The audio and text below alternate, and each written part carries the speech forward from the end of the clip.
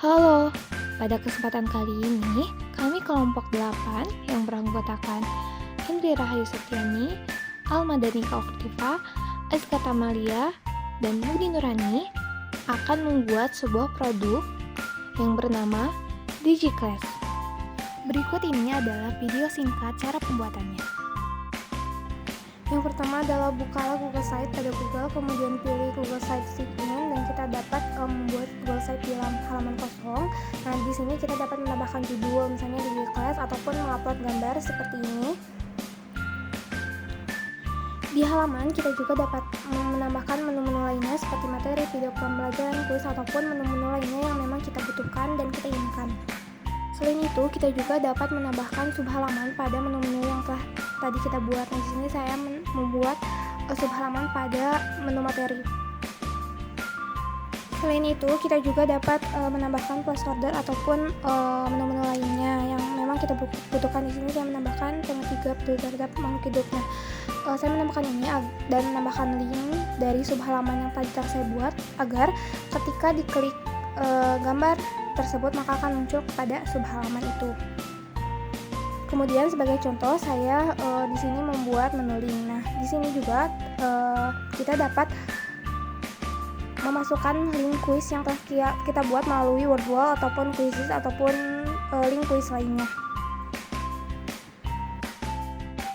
Di menu sisipkan kita dapat menambahkan berbagai link seperti link YouTube. Nah, maka tampilannya akan seperti di video.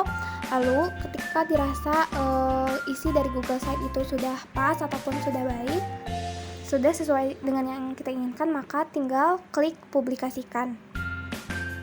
Nah, setelah dipublish nantinya akan muncul link yang akan mengantarkan pada produk yang telah kita buat. Nah, inilah produk yang telah kami buat.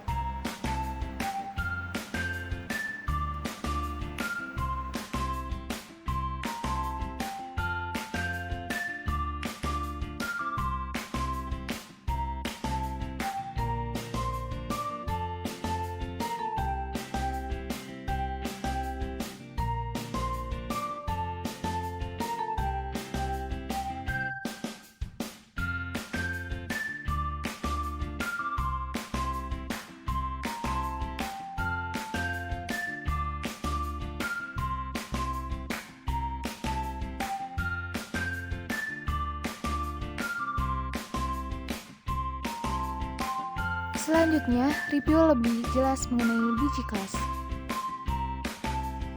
Untuk mengakses DigiClass, kita perlu membuka browser dan mengetikkan alamat di atas tersebut. Dan ini adalah tampilan home atau laman home dari DigiClass. DigiClass mempunyai berbagai fitur, ada home, materi, informasi, video, kuis, dan author. Lalu, di sini saya akan menjelaskan tentang fitur materi. Di sini kami mengambil materi tema 3 peduli terhadap makhluk hidup. Namun, guru bisa menambahkan tema-tema lain yang dibutuhkan atau diinginkan. Di sini tersedia 2 pembelajaran, yaitu pembelajaran 1 dan pembelajaran 2. Ini adalah tampilan dari halaman materi. Kita bisa memilih pembelajaran 1 terlebih dahulu. Dan seperti inilah tampilan awal dari laman pembelajaran 1. Guru bisa menambahkan materi, soal, ataupun yang lainnya. Di sini juga kami menyediakan podcast yang berisi penjelasan dari materi-materi yang sudah dibuat atau berada di laman pembelajaran. Guru bisa menambahkan podcast-podcast yang berisi penjelasan lainnya. Podcast ini terhubung langsung dengan Spotify dan bisa diakses oleh siswa maupun guru. Kemudian, saya akan menampilkan pembelajaran kedua. Tampilannya kurang lebih sama seperti pembelajaran pertama, ada podcast dan materi-materi lain yang bisa guru tambahkan karena ini bisa dikustomisasi. Nah, di sini kita pada pembuatan podcast tersebut menggunakan satu web podcast yaitu bernama Anchor. Setelah podcast tersebut diupload, kita langsung konekkan ke Spotify karena agar mudah diakses untuk semua pengguna. Berikut juga ada beberapa manfaat penggunaan podcast pada media pembelajaran kali ini, yaitu melatih stimulasi otak bagi pendengar. Di podcast terdapat banyak informasi yang mengandung edukasi dan memancing pendengar agar selalu fokus pada indera pendengaran. Karena pada dasarnya memang di podcast ini tidak menghadirkan informasi secara visual. Hal ini berkenaan dengan istilah brain game atau melatih stimulus otak ketika ketidakhadiran elemen visual dalam podcast membuat kita agar lebih imajinatif dalam mengolah informasi yang sudah diterima. Lalu yang kedua, bagi para pendengar yang masih usia anak-anak dapat meningkatkan kemampuan membaca. Hampir sama seperti sebelumnya karena dapat memancing stimulus otak, namun kali ini bagi anak-anak lebih meningkatkan kemampuan membacanya. Hal ini terjadi ketika mereka mendengarkan podcast sambil membaca transkrip. Kebiasaan ini mampu menstimulus otak dalam kemampuan decoding yang merupakan aspek penting ketika belajar membaca. Selain memberikan manfaat, ada juga kelebihan dan kekurangan podcast sebagai media pembelajaran. Yaitu kelebihan yang pertama adalah melatih stimulasi otak bagi pendengar. Adapun kelebihan podcast sebagai media pembelajaran diantaranya adalah yaitu fleksibel. Mendengarkan podcast dapat dilakukan dimanapun dan kapanpun atau bahkan sambil mengiringi kegiatan Anda saat ini seperti ketika sedang bekerja, sambil berkendara, selama itu tetap fokus atau bahkan ketika sedang berlibur. Di samping banyaknya kelebihan podcast juga masih memiliki beberapa kekurangan, yakni seperti karena terbilang baru maka tidak banyak orang yang menggunakan podcast, sehingga untuk mencari informasi penggunaan ke lingkungan sekitar mungkin dibilang agak sulit ya, berbeda lagi jika di luar negeri seperti di Amerika yang penggunaannya sudah cukup populer. Lalu yang kedua ada penggunaan podcast pastinya memerlukan koneksi internet sehingga Anda harus memastikan ketersediaan kuota yang cukup.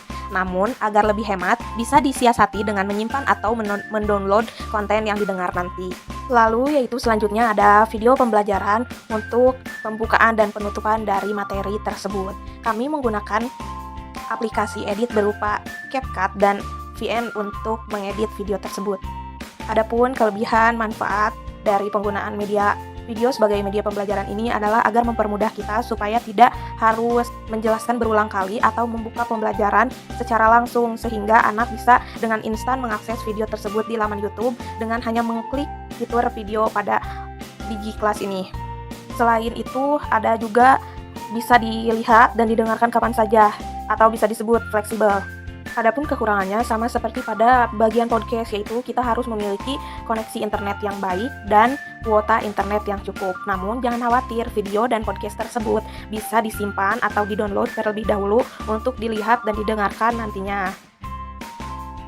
Di sini di atas tuh ada kuis, kemudian kita klik untuk ke bagian kuisnya. Nah, di sini ada kuis tema 4, peduli terhadap makhluk hidup. Nah, jika ingin menggunakan kuisnya, setelah mempelajari materi, video, kemudian ingin latihan dengan kuis, tinggal klik kuisnya, muncul halaman kuis, klik lagi. Nah, kita langsung masuk ke kuis yang sudah dibuat atau disediakan. Nah, seperti ini kurang lebih gambarannya, kemudian tinggal klik mulai. Dan kuis pun berjalan dan tinggal mengerjakan saja. Nah, seperti ini bentuk soalnya pilihan ganda. Tinggal klik-klik saja jawaban yang menurut teman-teman dianggap benar. Itulah produk yang kami buat. Semoga bermanfaat. Terima kasih.